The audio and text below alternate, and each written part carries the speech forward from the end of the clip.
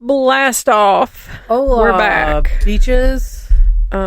We took a little break to go eat Big break. Run around and listen.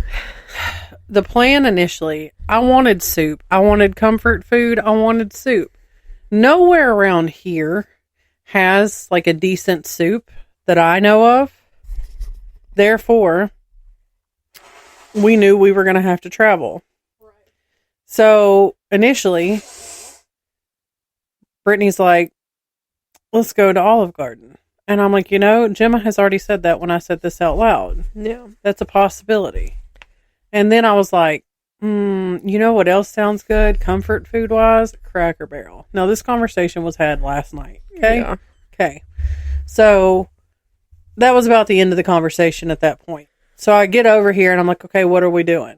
Because we stopped after that last week's episode for you guys. Yeah. And I was like, okay, it's almost 6 o'clock. Let's go get some food. So, she goes, I need to go to Hobby Lobby. Yeah. So, I had at that point was like, we'll just figure out something close to home. She goes, well, I need to go to Hobby Lobby. So, I'm like, okay, so we're going out. Yeah. And so we did. We did. And then, while we're out, she goes, well, while we're out, I need to go to Walmart too. And I'm like, so I don't have to leave my you're house needy. Tomorrow. I don't want to have to leave my house tomorrow. Well, we went to Hobby Lobby.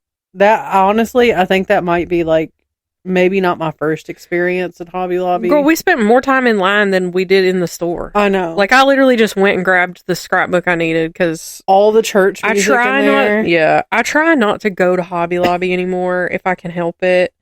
But I'm a scrapbooker and they know how to get me. I love though that it is a Christian-based company.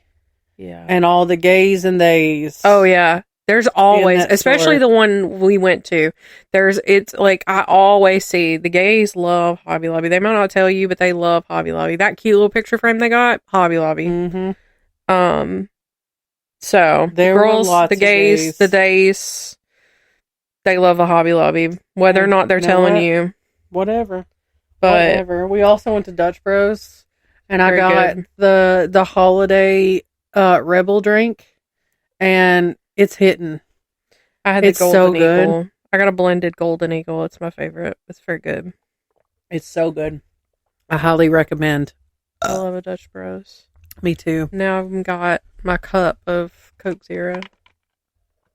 I'm a Dutch Bros girly at this point. There was a story that I didn't tell in the last episode that I'm going to grace you all with now. So, I'll be as quick as possible. So, have y'all ever seen the videos of like where somebody like just shits in the floor in a store and then, have you ever been like, I've never experienced that in real life. Me and Daniel got to. So we go to Ollie's, right? We love an Ollie's. Usually we go to, a different one, but we were in Clarksville and we were like, let's go to this one. So in case y'all don't know, Ollie's is like a bargain. Yeah, they do like liquidation. They've got like all kinds of crap, right? Then currently they've gotten like a lot of the Joann stuff. So like that's one of the reasons why I haven't gone to Hobby Lobby in so long is because I've just been getting all my scrapbook stuff from there. But I needed actual albums, and it was 40% off, and Hobby Lobby ain't getting the full amount for me. But anyway, so I'm like, I'm going to go over here, and I'm going to look down the curtain aisle. That was my mistake. That was a very grave mistake. That was an error on my part. I didn't need curtains. I had no business in that aisle. Now, I did say I have to pee, right? Go to the bathrooms, they're closed. I turned to go and I'm like, okay, well, I'll just wait till the next place or whatever. And I turned to head up towards said curtain aisle. And there's a little boy on the phone. He's probably like 12, maybe 11, like between the ages of 10 and 11 or 12, 10 and 12. On the phone with his mother. The bathrooms are locked. I don't know. They're both locked. They're having a little come apart. So here I'm thinking this little boy got to pee, whatever. Okay. I go on about my way. Okay. And I'm like, let me go check out the curtains. Because I don't know if I like these particular curtains in my office. I'm looking and I'm like, it smells like doo-doo over here. And I'm like, it smells like somebody just stashed a dirty diaper, right? Like it has like dirty diaper smell. You know what I'm talking about. You're a mother. You know what I'm talking about. And I'm like looking around and I'm like, I don't see a dirty diaper, but the smell's getting worse. Okay. So I keep going and I'm like about halfway down this aisle and I'm like, I gotta get out of here. I gotta get out of this aisle. It's bad. I'm like gagging. It's bad. It's so bad. And then I glance down and I see like a breadcrumb trail of doo-doo particles. There's like little bits of doo-doo all up this aisle. Not a breadcrumb doo-doo. Like if Hansel and Gretel was a nightmare.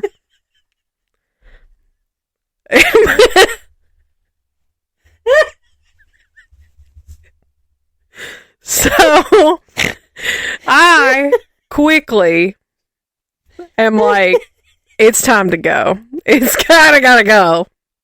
And not like that.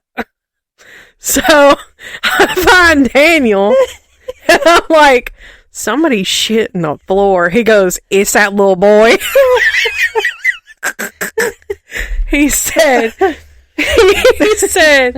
his mom and his brother are over there because the little boy, like we're currently moving towards the front of the store, like up by the registers, and we see Dad and said boy booking it out of the store, and I was like, surely they said something.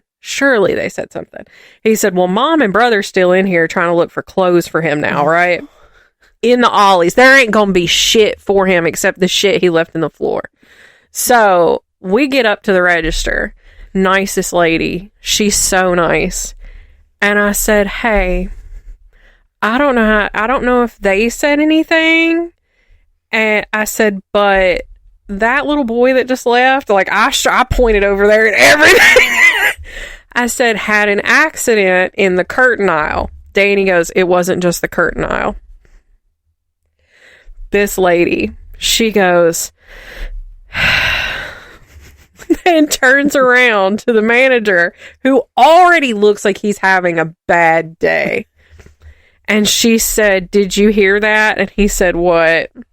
She said that little boy just had an accident all down at least 2 aisles. And he just takes a deep breath and he goes, of course he did. And we both went that kind of day, and they both went, yep. I said, I'm not even going to lie to tell you, I thought somebody's just stashed a dirty diaper over there. I was like, but it's all down the aisle, like in the floor, all down the aisle. And then I only saw the small little breadcrumb trail. Apparently in another aisle, like 2 aisles over, there's like just splatters of shit in the floor. No. Well, we check out, we go to leave, we walk outside, and this little boy is posted up in the back of Dad's truck because Dad said, you are not getting your dirty ass in my truck. And Dad's out there looks pissed.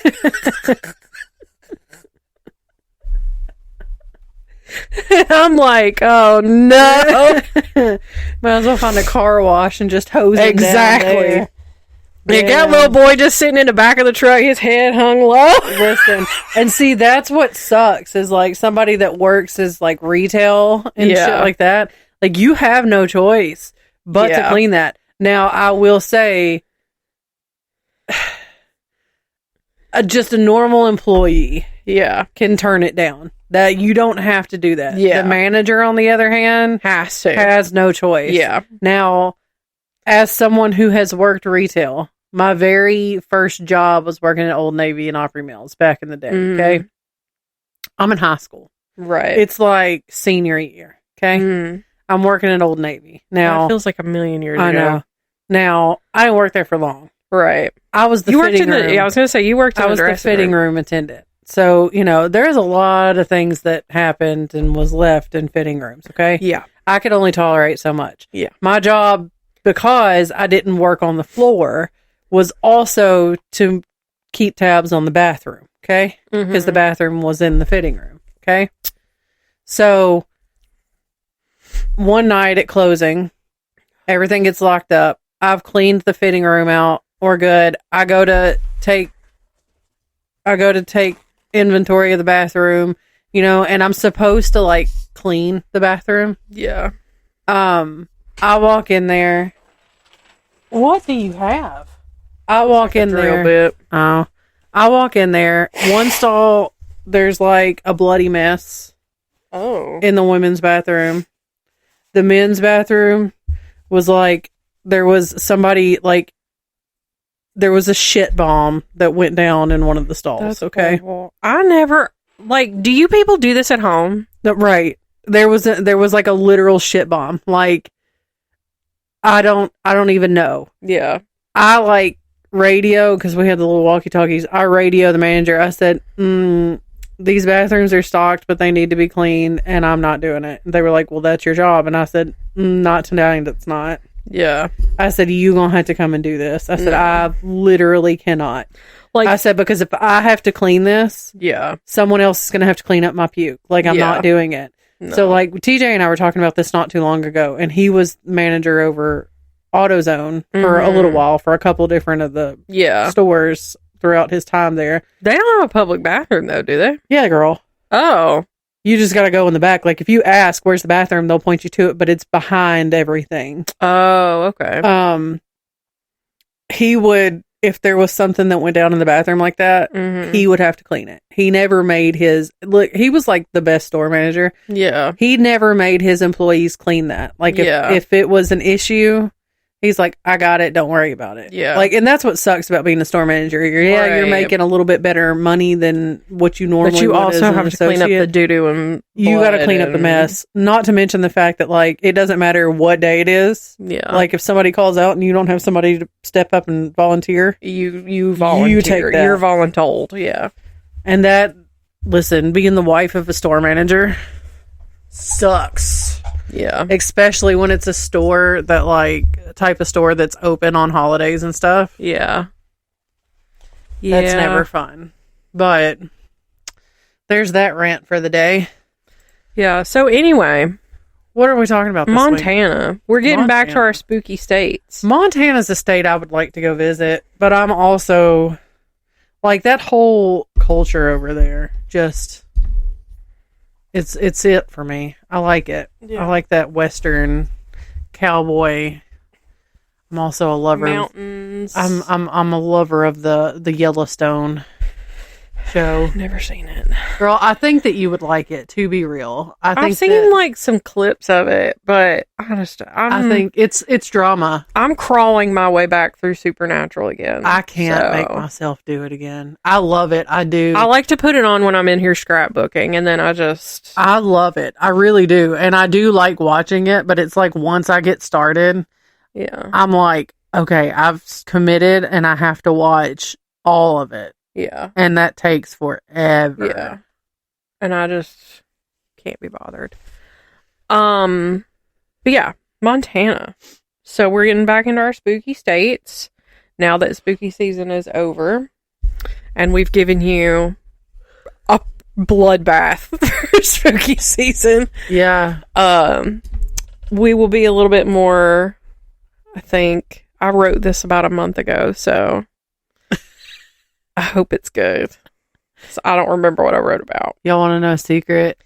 I wrote my portion of this morning. Well, I finished our next episode this morning because I've been. I had to cut it off because I was getting bored. I was like, if I'm bored writing it, right, y'all are gonna be bored listening to it. I had one episode to write, one single solitary episode to write for this recording session, and I waited the whole month and a half till this morning to do it. Listen, you were just living in the moment. No, you know how many times I was sitting on the couch or laying in bed or something over the past month and a half and was like, I should probably write that episode. And then I thought, no, I'll do it again. I'll do it another day. And then it just never happened. And then it hit me while we were trick-or-treating last night that I still had not written it. And I was like, oh, well, I guess I'm going to get up in the morning and do that. All right. I'm going to jump right on in with Bear Canyon. There have been several ghost stories surrounding Bear Canyon and Bozeman. My first source mentions 2 ghosts that haunt the Bear Canyon area. One spirit is spotted frequently near Bear Canyon Road and the Bear Creek log cabins, and he is thought to either be a cowboy or a fur trapper and appears during snowstorms. He is always seen struggling through the storm, and many believe that he froze to death in the canyon many years ago. The other spirit is that of a female who is seen in the woods along Bear Canyon Trail, attempting to lure other women into the woods. No one knows who she is or if she is connected with the cowboy at all. And others report her as being a little girl who appears in a white dress who is known to coerce female campground visitors to follow her to some sort of inscrutable fate. Like there was no mention of what happens to the women that are lured away. So take it with a grain of salt. I like the way you say that, lured. Huh? I like the way you say lured. Lured? I say lured. Lured? Yeah. That's like a fish and lure. Yeah, I know. But lured. Lured. I don't know. Lurid? I mean, say however you want to say it. Tomato, potato. I still can't get over that kid. Our niece getting potatoes in her. She picked them. Are we going back and forth? We can if you want to. It doesn't matter to me. So I found a source that actually gave me some behind the scenes of why some of these laws are what they are. Okay. So not very many of them, but some of them. So this first one, I'll give you those. Okay. It's illegal to bring a horse into a bar in Montana. Yeah. Now that may seem obvious. Yeah. But it's always somebody. Well, back in the day, people would ride their horses into the saloons, and it would cause chaos and property destruction and all that. So that law was put in place to keep that from happening. Yeah. Like, I can just see, like, Tombstone era type stuff. Yeah. And then, like, some outlaw just riding his horse on up into the saloon and pew, pew, pew. It's like, so did I tell you, like, not even on here about why there are guided tours at St. Louis Cemetery number 1? It's a guy named Walter. It's Walter's fault. Anyway. It's always, somebody's got to ruin it for everybody else. There's always a Walter. Yeah. So it is illegal to hunt from an airplane. Now, again, might sound obvious, but I could see it being a thing. Like if you're also see why it would be fun. Well, I mean, like because a lot of it's wilderness, you know? Yeah. So like a lot of it's mountains and like there's nothing forever for you to be able to get back to civilization. Yeah. So you're hunting bear or something big like that. I feel also like it's an unfair advantage. But so anyway, this was put into place to prevent hunters from using the airplanes to spot game and then shoot them from above. Yeah. It's both dangerous and unethical, like you were saying, because it gives them an unfair advantage. So it's more of like protecting wildlife. Yeah, I think there's it's like one thing to be in a tree stand, but it's another thing to be in a helicopter or something. Right. Tree stand, I feel like it's fair because you're up, yes, but you're not that up. Yeah, you're still in the environment. But also, I want to know, people that live in like Appalachia, why are you not terrified to be up in the trees? because they're bad things Yeah. that chill in the tops of the trees. Listen, that's on them. Anyway, so this one's kind of funny. It's illegal to have a sheep in the cab of a truck without a chaperone. So this law was put in because they're trying to prevent sheep from distracting the driver. Oh. Or causing accidents. That's oddly specific, though. Right. The chaperone I thought it was going to be because men are gross. What? But no, the chaperone is there, and the chaperone's there to kind of ensure that the sheep is not messing with anyone. It's also illegal to leave said sheep in your truck unattended. But that was put into place to protect the sheep. Yeah. Because they are valuable livestock. Let's see. I love that Facebook Messenger is going to remind me every couple of hours if somebody sent me a message and I didn't look at it. Like, yeah. Okay, Linda, I didn't want to see what Josh sent me 4 hours ago, and I surely don't want to see it now. And I say this because Josh don't listen. And even if he did, guess what? He already knows because he be sending me like 35. I'm pretty sure I've got like minimum 25 TikToks that he sent me. And I looked at the list of them earlier today and I was like, yeah, I'm not looking at these right now. And just went on about my day. Back to it. It's illegal to operate a vehicle with ice picks attached to the wheels. Okay. I mean, it's probably like a similar reasoning to why, like, we can't have chains. Exactly. It damages the roads. Yeah. It can scratch and gouge the pavement, which is expensive to fix. Yeah. And then the last one that I have from this source is that I want to see this. I want to see this happen, first of all. Uh-huh. But it's illegal to lasso fish to catch them in Montana. I mean, fair enough. I think there are some places where it's also like illegal to hand catch fish. Well, this was put into place to protect fish population. Yeah. Because it can injure or kill them, and it's not really it's not a traditional means of fishing. Right. But I kind of want to see it happen. Like a fish rodeo? Yeah. Hell yeah, brother. I kind of want to see it. I want to see it in action. I could see where somebody would think, well, I'm lassoing a cow. Is where I could probably lasso a fish. Like we were talking about. I bet cowboys are out there like, I could lasso that fish. And they're like, no, you can't. Because think about it. It's something small, slippery, and quick. And they're like, no, you can't. Somebody's like, my aim's so good, I could lasso a fish. Yeah. And it's like, no, you can't. Watch and see. They done killed about 5 fish trying to do it. Right. And then got everybody in trouble. So that's the last one I have for this one. So you can go on to your next one. I may actually Google that, see if I can find a video just for shits and giggles. Well, I was going to say, like, as much as I talk shit on AI, like, I feel like that would be a good use of AI because it's not actually hurting any fish. And you can make make a video of fish being lassoed. This way you know what it looks like, but the fish don't actually have to be lassoed. Okay, hold on. So when I Googled it, yeah, AI gives, because Google will give you the AI answer. Yeah, it gives you the technique. Oh hell.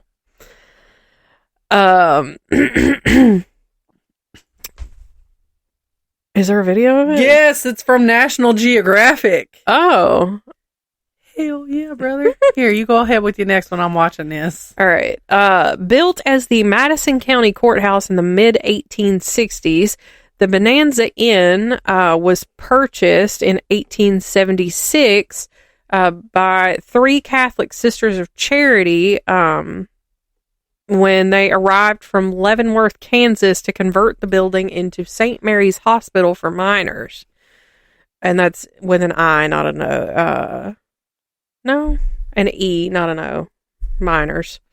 Like coal miners. Yeah. Diamond miners. Not children. Yeah, When mining waned in the area, the sisters moved on in 1879. So they weren't there but like 3 years. Now called the Bonanza Inn, this site is home to several hair-raising stories of things that go bump in the night. Montana historian and ghost teller Ellen Baumler wrote on her blog and in her book, Spirit Tailings, Ghost Tales from Virginia City. Is that Butte?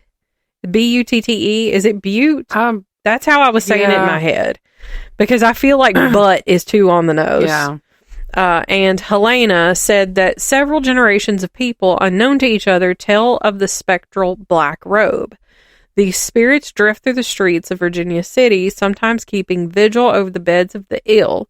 With the inn previously serving as a hospital, it isn't really shocking to learn that there may be a spirit that watches over the sick. There was one nun in particular who was beloved amongst the town people named Sister Irene. She was one of the few nuns, and she was the one who traveled the streets the most frequently, making house calls for the sick and needy. She also led a catechism class for the unruliest of children in the mining town. And Baumler suggests that if there is a spectral nun wandering around Virginia City, that it is most likely Sister Irene, who would have gone on to serve the Sisters of Charity in Denver and Kansas prior to returning to Montana, where she served as the superior at St. Vincent's Hospital in Billings and St. James in Butte. She died in 1944 at the age of 87 and was a beloved figure of Montana's early history. And Baumler recounted on her blog, I stayed in room 7 in the summer of 2000. Coming out of the steamy bathroom after a shower, a strong, unpleasant odor hit me, like that of the geriatric ward where I worked as a candy stripper in high school. The candy striper. It's not stripper. Yeah, striper. You're right. Candy striper in high school. The cloying smell lingered, then dissipated. Another guest in room 7 awakened to the sound of water splashing like it was in a bowl, like water in a bowl. Later, she discovered that the sisters used basins for washing wounds and bathing patients. One hot and still August afternoon, I lay down to rest in room 2, thinking about my lecture that evening. I had the Bonanza Inn all to myself.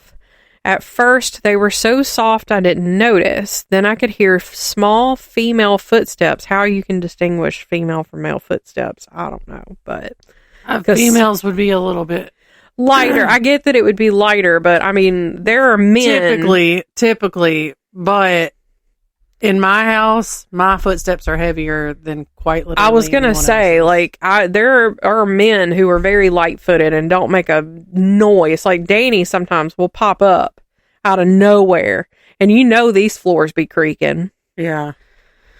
But anyway, then I could hear the small female footsteps in sturdy shoes at the far end of the hallway. She came closer, pausing midway down the hall. I clearly heard a key turn in a lock. The door clicked open and softly closed. I heard a few bumps and clunks, and then more footsteps behind the closed door. Slowly they grew faint and then faded away. I felt honored that Sister Irene visited me. And that's what she says about it. That's the Bonanza Inn. Okay, so update. Lassoing fish is, from what I'm seeing, not what we're thinking. So what I have found is, instead of using like a net, say the fish is too big for a net, they lasso it like right at the gills. Oh, with like one of those like things like they use on like rabid dogs, like the little like stick with the little thing on it. Looks like a legit like rope. Oh, okay. But they're still lassoing it to bring it on the boat. But also, I just watched one where a dude lassoed a bass, and he somehow maneuvered it when the fish hooked on. He maneuvered it somehow that it also wrapped around its tail to hold onto it extra. So, I don't know if it was intentional because I can't hear it. Yeah. But see, I'm just thinking of like yeehaw. Me too. Lasso and then throw it. Me too. That's what I was hoping to find, honestly. Because I'm like, that sounds like a very difficult task to complete. Yeah. Okay. Anyway. Next one. Also, I heard Bonanza, and I'm going do do do do do Bonanza. Let's see what we got here. Oh, this one. Let me bring up this one, and then I'll read those two. So, it is a felony. I don't have backstories to these. It's a felony for a wife to open her husband's mail. If it doesn't have her name on it. I mean, Technically. yes. But if I know it's like a bill, Mm-hmm. I mean, I'm not paying I mean, it, as long as but, he's not saying anything, Yeah. but, like, he could report you. Balls may not be thrown within the city limits, so keep your balls in your pants. Keep your balls to yourself. Okay. This next one. Now you got the Bonanza theme song stuck in my head. So this one, I did read this one as I was going through and was like, what? And I'm gonna go ahead and preface this with saying this probably goes back forever. Yeah. When things like this were a thing, okay? Yeah. Trigger warning. Okay. In Montana, it is not legal to shoot Uh-huh. at a group of 7 or more Native Americans gathered together. But less is fine? Ew. It said, No. this article goes on to say, this one feels like it changes anytime I hear it. The number varies greatly. I also feel like out of the back of a covered wagon is thrown around a whole lot. Yeah. It doesn't matter. The law in some form or fashion was on the books. Yeah. It has been since repealed. Yeah, that's good. So, but other laws, Oh, once I get yikes. through this K. Rogers article or this K. Rogers advertisement, Kroger, if anybody didn't catch that. Gotcha. I was like, what in the hell is K. Rogers? That's what we called it back in the day when I worked at that one place with that person that we used to be friends with. Oh. Anyway, there is no weapons or explosives allowed in council meetings. Okay, fair enough. Right. So I bet though it has to do with the Wild West times, Oh, probably. But I want to know what the story is behind the explosives portion of it. You're not allowed to have rats as pets. It is unlawful for any person to sell, offer for sale, harbor, raise, or give away rats as pets, toys, premiums, novelties, or for any other purpose except as feed for reptiles or birds of prey or both. Okay. So you're allowed to have a big ass snake. Oh, that reminds me, we had a snake at the shop. Oh, that's fine. Dead. Like you found it dead? Danny did. What killed it? It got stuck on a glue trap. Oh. That's fine because We're pretty sure it was like a chicken snake or something. I'm going to preface this for all the listeners. I live in the middle of the woods, okay? Yeah. Occasionally, we have the occasional field mouse that makes its way into the house. We had the glue traps out because we had a mouse in the kitchen. So, the Friday before the Halloween party, Yeah. I had taken off from work. Right. I'm cleaning the house. I was scrubbing the kitchen. I went to go start, cleaning up and whatnot. And that gap between my counter and my fridge? Yes. We have there's another shelf that goes inside the fridge. My fridge is 37,000 years old. Yeah. It's older than me, legitimately. For real. It was my grandparents' fridge that they bought brand new. There's an extra shelf that we don't use. Yeah. So I've put it in that little gap, okay? Right. So I look, and there looks to be something. My belly's hurting. There looks to be something coming out from underneath it, it looked like a string or something. Oh, hell. And I went to go with my shoe, move it, try to pull it out. and it didn't budge. Mm-hmm. And I was like, what is that? And then I really looked at it and I was like, that doesn't look like a string. And I lifted the little shelf and there is a dead mouse underneath it. And I'm like, there's no glue trap or anything there. Yeah. It wasn't like pinned. Oh. It literally just looks like it laid down and was done. Just like, was like, you know what? I'm sick of this. It hadn't been there long. Yeah. Because it hadn't really started to decay. Yeah. Now there was an odor. Right. But that can happen within hours. Oh, yeah. Yeah. So I was like, got some gloves. Right. We be keeping I keep gloves. Yeah. I keep a box of gloves. You never know when you're going to need them. Yeah. So I grabbed a glove and I like picked it up by the tail. Yeah. And I was like, okay, I went and got a rag and some bleach and I scrubbed the shit out of that shelf and that spot. And I was like, nope. I immediately was like, this trash has got to go outside. Yeah. It's got to get out. Yeah. I was like, dang, I'm glad I caught that. Yeah. And like, it wasn't, because a lot of times I'll just overlook that spot. Right. But I'm like, I'm so glad I caught that and somebody else didn't at the party or something. Right. My house is not dirty by any stretch of the imagination. But you do live like right by the woods. I live in the woods. And it's also like, there's like a major road right there. Yeah. So it like drives. I mean, technically, critter. I'm in the middle of two major roads. Yeah. So, and that drives little critters over there. So it happens. It's going to. Despite us having 4 cats in the house. Right. We still get the occasional mouse. Yeah. Anyway, so here's another one. Animal abuse is not ignored and is prosecuted harshly. Good. Hell yeah. So keep that in mind. No FOLF, FOLF, after dark, frisbee golf. I've never heard it referred to as FOLF, but I like it.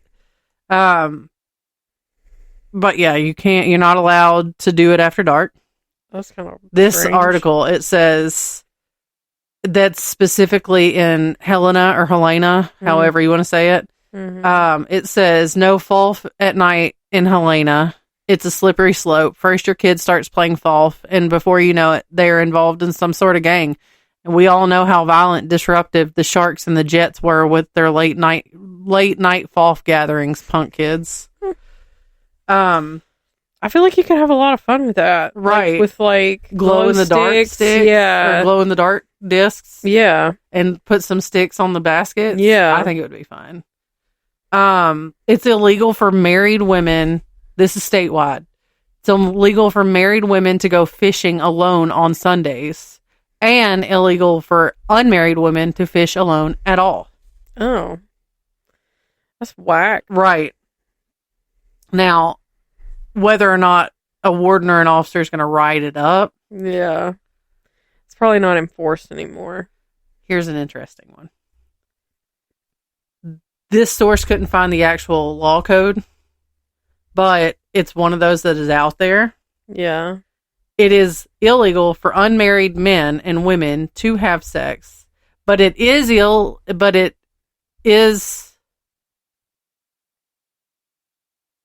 hold on. It's not illegal for unmarried women and men and women to have sex, but it is illegal for unmarried men and women to have sex in any position other than missionary. That does feel like a very... You got to look them in the eye if you ain't married. If once you get married, you ain't got to. But you got to look them in the eye. You gotta make direct eye contact when you're sinning in Montana. It says, knowing that we're all good, law-abiding citizens, we should probably return the Kama Sutra to the library, follow the law in this good state, and just make love and missionary only. Okay, so that's the end of that one. If you want to continue on. All to your right. next one. The word of continued gold strikes in the area resulted in thousands flocking to Montana with the hope of striking rich, and this influx was extremely evident along Grasshopper Creek and Alder Gulch. This influx also resulted in an influx of crime. which had seen very little regulation before Montana became a territory in 1864. Fed up with the uptick in violence, the residents of the area took the law into their own hands and created the Vigilance Committee. Some of their more famous hangings include George Ives, he was the very first, and the simultaneous hanging of the 5 road agents, Hayes Lyons, Boone Helm, Frank Parrish, George Lane, and Jack Gallagher. And then the last hanging was of Jack Slade. Virginia Slade was highly devoted in her role as wife to Jack and would stand by him regardless of the accusations. It's my man, I'm going to stand beside him. Stand by your man. She was a stunningly tall, full-figured, raven-haired woman who wore a revolver under her skirt and could shoot with the best of them. Okay, so explain to me, when it says full-figured, does that mean she's a big-boned lady? She's curvy, yeah. Okay. She's, all like, she got a juicy butt. Oh, girl, look at that booty. Yeah. The Slades would often race their thoroughbreds through the streets of Virginia City, as Virginia was an avid horsewoman. Joseph A. Jack Slade and his wife Virginia came to Virginia City in 1863 after Jack was fired from Ben Holliday's Overland Stage Company. He was a well-known troublemaker, with some labeling him as a Jekyll and Hyde type. He would go on unwarranted rampages, but he was also responsible for several noble acts. He once rescued a woman whose husband had been killed before he tracked down the murderers and killed them himself.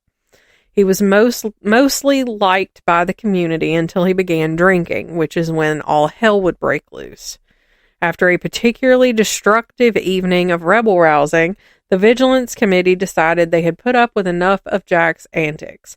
They held a brief trial and ruled in favor of hanging Slade. They knew Virginia could be very persuasive, and the vigilantes knew they needed to act very quickly. A friend left to warn Virginia of the impending hanging, but it was too late. And just as someone in the crowd shouted, "Mrs. Slade is coming," the box under Jack's feet was kicked away. Silence filled the air, which was followed by thundering hoofbeats and a cloud of dust to announce the arrival of Virginia to defend her husband. Following this incident, Virginia did remarry to Jem Kiskaden, but was quickly divorced when he realized that only the devil could live with her.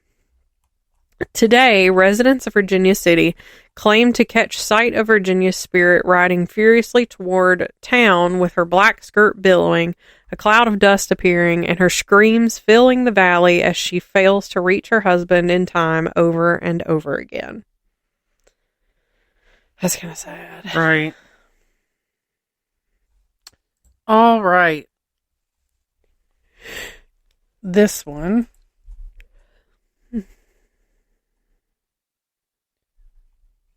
Hold on, I gotta scroll through. All right, so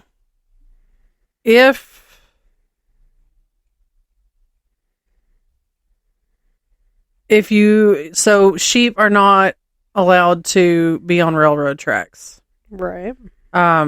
If your flock is found on railroad tracks, it can be a $50,000 fine or 5 years in prison. Damn. Hold on. Giving a fish a beer is illegal. I want to know the story. Well, honestly, we probably guessed that story. Yeah, we probably guess. But honestly, this one, I get it. This one, I'll never be able to move to Montana if this is a real thing. You can own as many alarm clocks as you want, but only one can ring at a time. I have multiple alarms.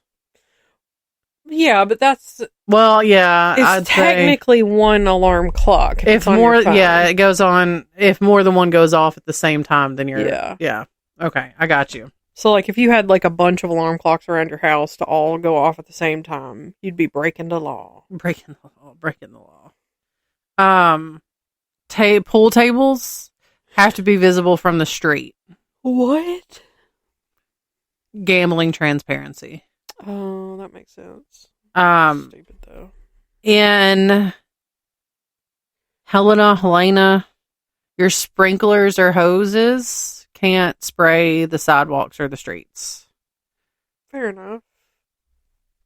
Because then it's also a waste of water. Right.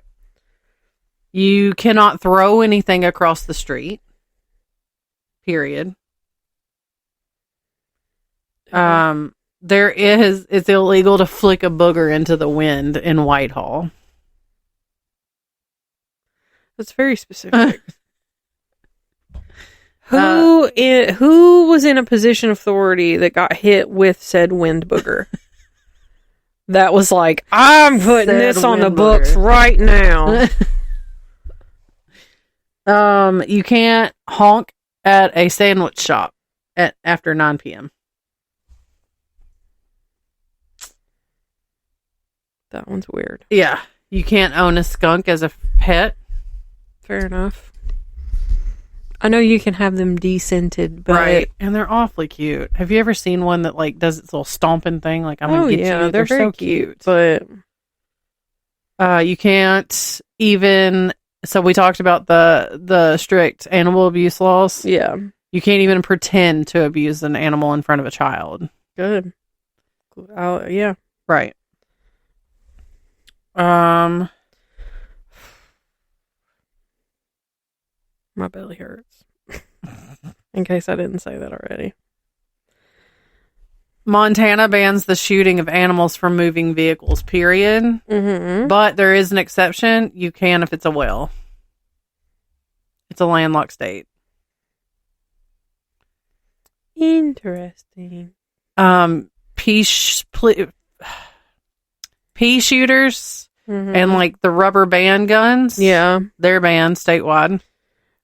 Yeah, that's probably a good thing. You don't know how many times. So at the Goodwill, which is, first of all, I don't know if anybody listens to this that has any kind of power at Goodwill, but it is diabolical that the books and the toys are right in the same area. Because what do you mean? But anyway, I can't tell you how many times I've overheard parents saying, no guns, no fake guns, nothing. Yeah. And like the kids are always, and the ones that are allowed to play with them are immediately, they pick them up and they're like, bang, you're dead. They're like running around shooting their siblings and stuff. And it's like, that's not, I get it. It's pretend, but. I mean, like, but also it's all in the kid. Like, my kids have Nerf guns. Yeah. And stuff like that. And like, they shoot each other. They shoot us. Yeah, but they know they're not pretending to murder you. No. Easton has gotten in trouble for doing finger guns at school. Like, they'll be playing on the playground and he's like shooting his friends or whatever, but they're like, they're war, you know, it's not like they're doing some gang shit. Right. But in the climate. Right. I saw a TikTok one day where it's like this kid got in trouble at school for doing finger guns. It may have even been at the teacher. And so when he got home and the mom found out, the mom made him throw away all of his toy guns. Yeah. And I'm like, I mean, I get it. Yeah. For me, that kind feels of extreme. A little extreme, but it just sounded like there was a conversation that needed to be had. Yeah. Of why that was wrong. And then if there was like a second offense, then maybe. Yeah. But you know, to each their own. Yeah. But yeah, like I can't tell you how many parents I've heard, and usually it's the mom. Right. There is an old law that says that there is no speed dial or one-touch dialing allowed. Every call has to be manual. Okay. Which honestly, I feel like that is like a brain rot of having cell phones, is because like I don't know anybody's number anymore. I can give a few, but like here's the thing that if you're calling somebody hastily because you're upset, that gives you a second to really think about why you're calling, and it may help de-escalate something. Yeah. You're not allowed to leave a stage mid-show if you're a performer. Okay. You can get fined. Okay. No showing felonies in movies. So, you know, immoral influences Could corrupt the crowd, so it says.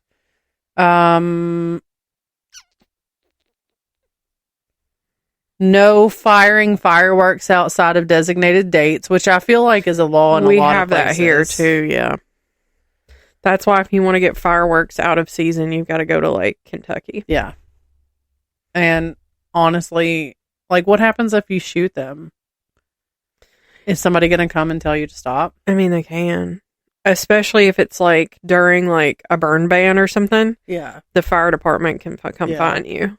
Because it's a hazard.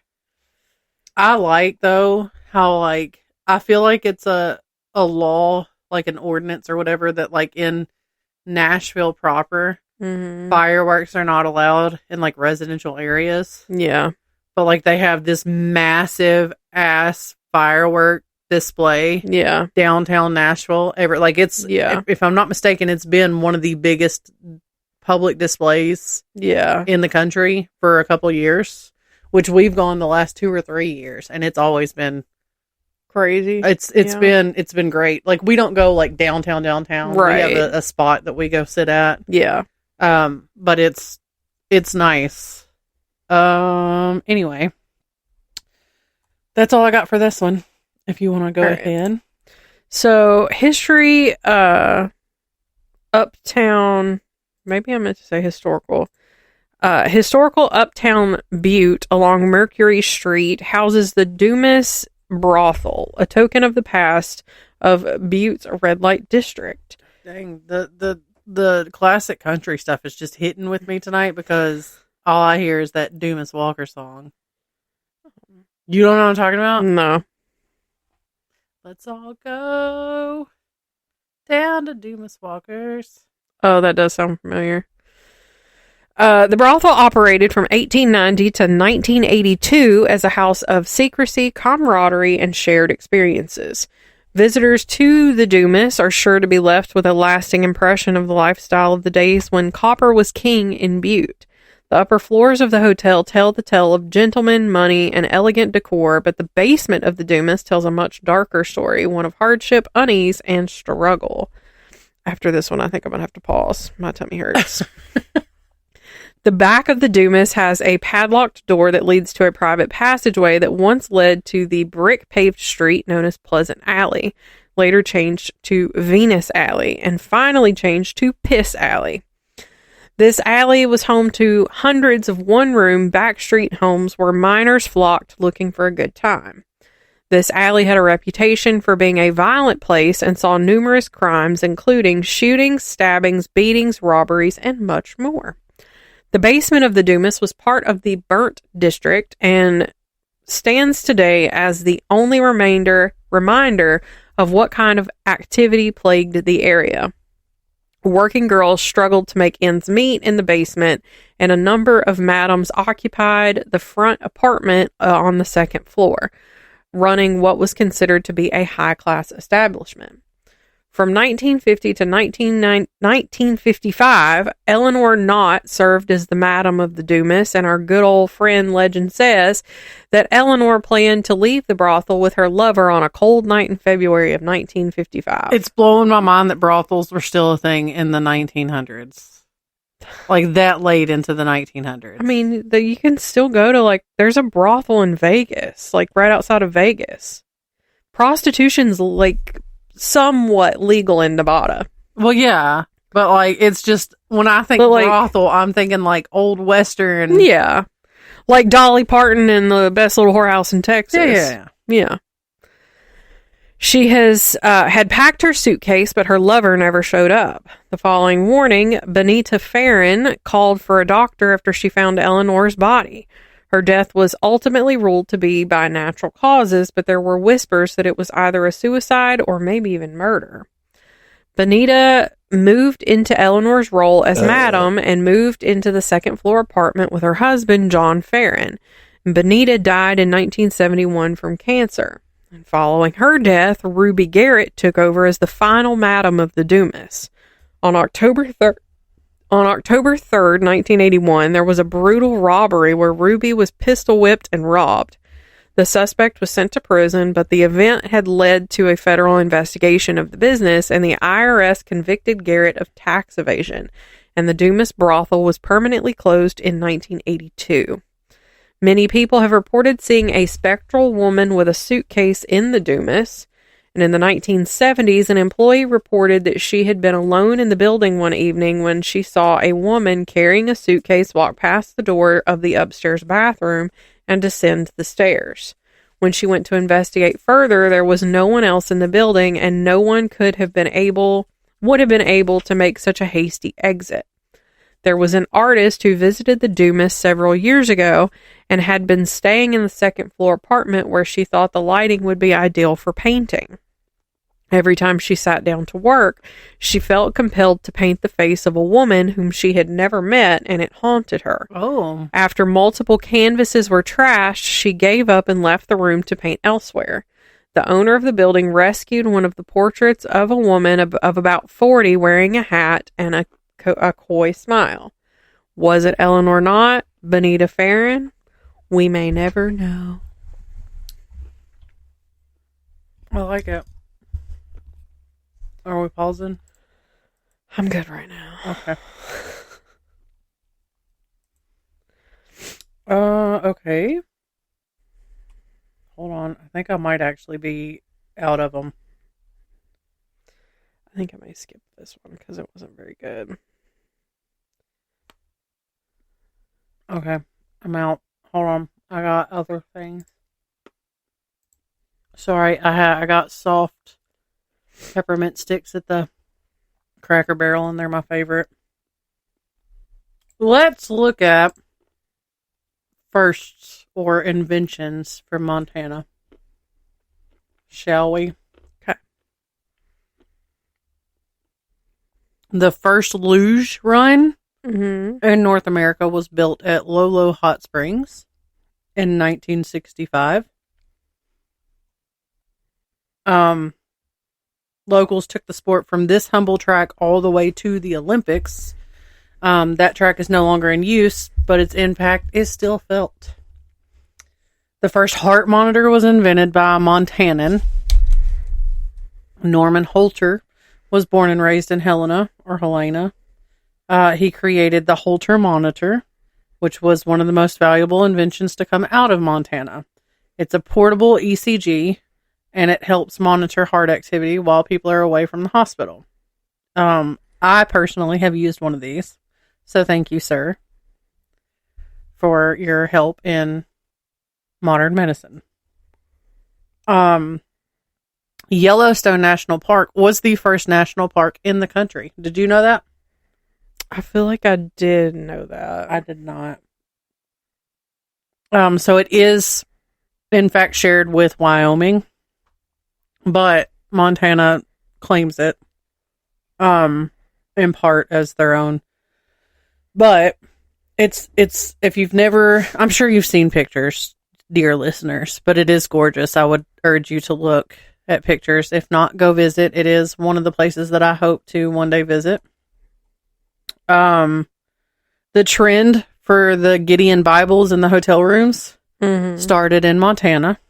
In 1908, Archie Bailey, who was a Gideon and a regular guest at the Superior Hotel, asked if he could put a Bible at the hotel's front desk, and soon that expanded to all the guest rooms. So, I just assumed that happened so that people would feel bad about having one-night stands in hotel rooms. Yeah, probably. That never stopped me. I say that like I've had multiple one-night stands in a hotel room, but like literally, I dated one dude that, red flag, still lived with his parents and was older than me, and I was like in my 20s at that point. Yeah. So we had to stay at hotel rooms. Anyway, the first ever professional extreme skier was from Montana. His name is Scott Schmidt, and he was born in Helena. In 2013, he was inducted. Helena. Probably. Well, I know that there is a Helena, Alabama. Mm-hmm. I don't know. Anyway, in 2013, he was inducted into the U.S. Ski Hall of Fame. Montana is the first state to pass legislation against government spying. In 2013, that law was passed. That was, to keep the government from spying on anyone in the state by tracking personal information stored in their electronic devices. In 2025, that law was updated to block the purchase of private data without a warrant and limit AI surveillance tools and continuous facial recognition. So, there's that. Montana was the first state to send a woman into Congress. Yeah. In 1917, Jeanette Rankin became the first woman elected to Congress. I think we talked about her. That's all I got for that one. If you want to read another one. Okay. The Sacagawea Hotel was designed by John Q. Adams and was finished in 1910. The property hosted everyone from early railroad passengers to celebrities to numerous wedding parties. Did you skip 2? I did. There also seemed to be several hotel guests who loved it so much that they never left, leaving the Sacagawea to being rumored as one of the most haunted hotels in Montana. Mr. John Q. Adams was the purchasing agent for the Milwaukee Railroad, and he had the hotel built as a rest stop for passengers and train crews. Facing numerous hardships over the years, the Sacagawea was even completely closed and boarded up in 2001. It was salvaged in 2009 by the Folkford family when they purchased the property. The Sacagawea Hotel is the only Montana property that is a member of the Historic Hotels of America organization. With 29 luxury guest rooms, 2 full-service bars, a steakhouse, and space for events, this is a premier choice for a destination. But you may get a little more than you bargained for when staying on the property. Guests and employees have been experiencing paranormal activity for decades, and there are some who claim that John Q. Adams himself haunts the place. The builder's apparition has been known to linger in the hallway and in some guest rooms. The most common apparition, though, appears to be that of a former housekeeper. She seems to emerge from a wall and vanish into thin air just moments later. She is most often spotted on the 3rd floor.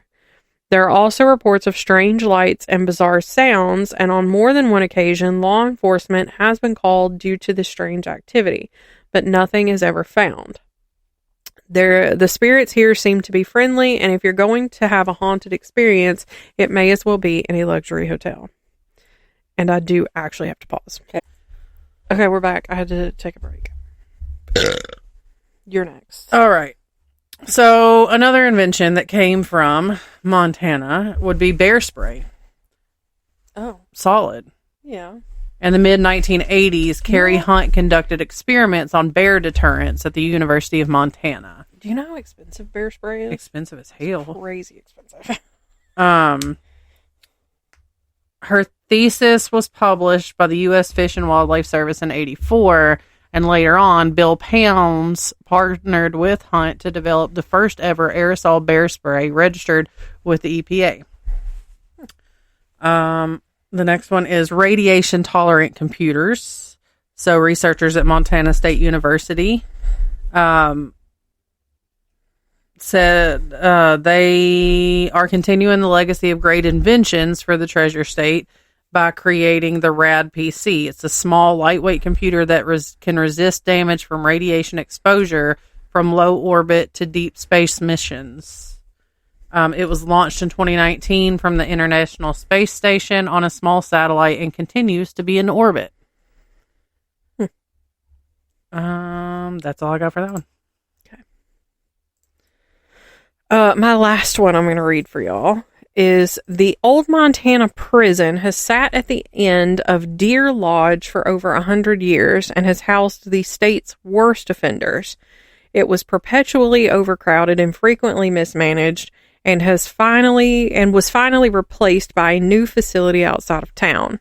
Today, the old Montana prison still dominates Deer Lodge's Main Street and houses 5 museums across 9 acres. The prison has been on this site since 1871, but the turn of the century appearance came when industrious Frank Connolly became the warden. He was convinced that hard work was the best way to keep prisoners from rioting and set the inmates to work. First, they built the perimeter wall, which was made from local sandstone that the inmates quarried and shaped. The 20-foot wall extends 4 feet below ground as well. And I don't know, but there seems to be something inherently cruel about forcing people to build the walls that would imprison them. Something about that is, right. However, I get, I mean, I'm not saying they don't need to work. No, but it's sounding awfully relevant in today's climate. Yeah. With its mostly unnecessarily crenellated towers, the gray sandstone wall makes the prison look more like a medieval castle, and Connolly added to this appearance with the construction of Cell Block 1 in 1912. The brick and sandstone building features a battlement-style roof, towers, and arched windows. The other buildings aren't quite so fancy, though, and are mostly low-block buildings that you'd be more accustomed to seeing at a prison. The old Montana prison is more hospitable than it has been before, and the 5 museums in the complex include over 160 cars, starting from the invention of the automobile, a vast collection of toys, the largest collection of black powder rifles north of Cody, Wyoming, and a collection of historic buildings. As you can imagine, the prison has been featured on Ghost Adventures, as well as the Ghost Files on YouTube, which is a personal favorite of mine. It's on the Watcher channel. Redditor Rojo Princesa visited the prison about a year ago and shared their experiences despite not having gone there to investigate or encounter any spirit. They just went to visit it as a museum complex. And this was what was posted on Reddit. I didn't go to investigate ghosts. I went to learn the history, but I encountered spirits anyway. I've been there 3 times now, and I've encountered something every single time. My first experience happened in the hole, not the original hole from back in the 1800s, as that one is not open to the public, but the solitary confinement cells found beneath the eerie shower room. Throughout the whole visit, I felt dizzy and heavy. I've had many paranormal experiences and am very sensitive, so this was not something that freaked me out. But still, the hole was the darkest presence I had ever felt. I placed my palm on the door, and the entire space seeped its heavy energy into me. I thought for a moment I would pass out, but I put my walls up. I heard screaming in my mind, the voices of prisoners losing their sanity alone in the dark. I even heard a voice say out loud, "Turn the light on." My husband, who was actually in the cell, thought I was the one who said it. He replied, "There is no light, honey." Duh. The second experience was in one of the very small original cells at the far end of the property. These cells were not part of the cell block. They're completely concrete and super tiny. I walked in, mortified at the conditions these prisoners were forced to live. My best friend was ahead of me, peering into the small quarters. These cells consisted of 3 sleeping cells and a shared bathroom. I stood near the door and suddenly felt a burning move from the top of my bra strap down diagonally toward the center of my back. I ran out of there, suddenly feeling like I couldn't breathe. I had 3 distinct scratches when my friend checked. If you're familiar with the paranormal, you know what that indicates. That same day, we went into the women's prison side. My husband felt super uncomfortable, like he wasn't supposed to be in there. He told me his skin was tingling, uncomfortable, like he was being shocked. I said, "He is with me. Please leave me alone." Or please leave him alone. "He just wants to know your story." Out loud. After that, my husband felt fine and was able to finish the tour comfortably. Yeah, that's my little tree I was putting by. My bookshelf tree. After that, my husband felt fine and was able to finish the tour comfortably. The other guy that was with us was so uncomfortable that he left the building before I even knew what he was experiencing. I think the women felt violated by having men in there, which makes sense. Yeah. Excuse me. And that is that. That's all, folks. My last one is, or the last couple, the smoke jumper parachute system. It was invented in Montana in the 1930s to aid in fighting wildfires. The system allows firefighters to parachute into remote areas where fires are burning, enabling them to quickly contain and extinguish the flames. It was first used by the U.S. Forest Service in Montana in 1940, and they still use it today. Fiberglass boats were invented in 1938 by R.J. Finney and F.R. Smith in Kalispell, Montana. That just allows the boats to be lighter and more durable. CRT televisions, or cathode ray tube televisions, invented by a German physicist Ferdinand Braun in 1897, but it was in Montana where the first color CRT television was developed. In 1951, RCA engineers at the company's plant in Bozeman created the first color television. Acrylic paint was invented by two Montana State University professors, Dr. Daniel Graham and Dr. Ram Haas, in the 1940s. The ice cream cone, I feel like I read this from another state too, though. It is widely debated, but one popular story attributes its invention to Charles E. Minches, who was operating an ice cream stand at the Lewis and Clark Centennial Exposition in 1905 in Missoula, Montana. Mm-hmm. He ran out of cups to serve the ice cream, so he partnered with a neighboring vendor who was selling waffles and created a cone-shaped pastry to hold the ice cream. So maybe he invented the waffle cone. Maybe. And not the sugar cone. Right. Hey, I just want to mention, too, in all of that spooky Montana stuff that you just read, guess what was never mentioned, and that's going to be a first for our spooky state? A Lady in White. Bingo. I think maybe one of the ones I skipped might have been a Lady in White, but I'm maybe not. No, maybe not, actually. I thought about it, and I was like, dang. Yeah, that's a rarity around here. There's always a Lady in White. Even when we went to the Ryman for that haunted tour, there was one there. Mm-hmm. Always a Lady in White. Always a Lady in White. Always. Anyway, if you aren't already, you should go on and follow us on the Facebook, Instagram, TikTok, YouTube. You can email us at wandersofweird@gmail.com. While you're at it, we're not doing a singular nonprofit of the month, but go and donate some food to your local shelter or food closet or food bank or whatever. Whatever. Or if you just got a family down the street that needs a little bit of help, cook them a meal. Yeah. Take them like a family size frozen lasagna. Yeah. And help them out. Just do whatever. Or, if you're feeling, since this is the month of November and we're celebrating Thanksgiving, some of us are celebrating Thanksgiving. It's a widely celebrated thing. Right. If you have the means. If you're having a family gathering this month, if you have the means, and if you're feeling extra charitable and you trust these people, invite them to your family gathering. Give them a good meal, a good hot meal on the table, ready to go with some good fellowship. Right. So that's always a plus, and I'm sure the family won't mind. It's always nice to get some fresh faces in the familiar crowd. Learn about it. Talk to your neighbors. Just be nice. A good human. Yeah, just be a good human. We put that in the description every week, but we genuinely mean it. Just be a good human. Right. Talk to your neighbors. Get off of Facebook. Like, follow us, but, just get off of Facebook. Get off of your phones. do a hobby. Make it a challenge. Here we go. Here's a challenge for y'all for this holiday, okay? We'll start small and say just for this holiday, okay?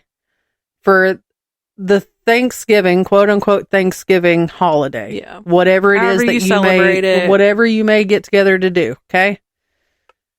Take that one day off of your phone.